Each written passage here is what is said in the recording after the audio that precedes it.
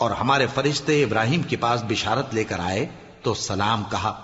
انہوں نے بھی جواب میں سلام کہا۔ ابھی کچھ وقفہ نہیں ہوا تھا کہ ابراہیم ایک بھنا ہوا بچڑا لے آئے۔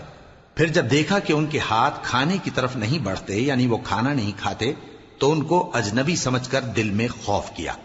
فرشتوں نے کہا کہ خوف نہ کیجیے، ہم قوم لوط کی طرف ان کے ہلاک کرنے کو بھیجے گئے ہیں۔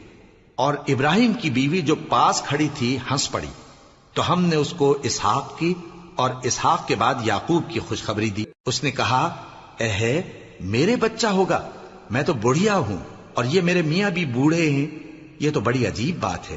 انہوں نے کہا، کیا تم اللہ کی قدرت سے تعجب کرتی ہو؟ اے اہل بیت، تم پر اللہ کی رحمت اور اس کی برکتیں ہیں، وہ لائق تعریف ہے، بڑا ہے۔ پھر جب ابراہیم سے خوف جاتا رہا اور ان کو خوشخبری بھی مل گئی تو قوم لوط کے بارے میں لگے ہم سے بحث کرنے۔ بے شک ابراہیم بڑے تحمل والے، نرم دل اور رجوع کرنے والے تھے۔ اے ابراہیم، اس بات کو جانے دو، تمہارے پروردگار کا حکم آ پہنچا ہے اور ان لوگوں پر عذاب آنے والا ہے جو کبھی نہیں ٹلنے کا۔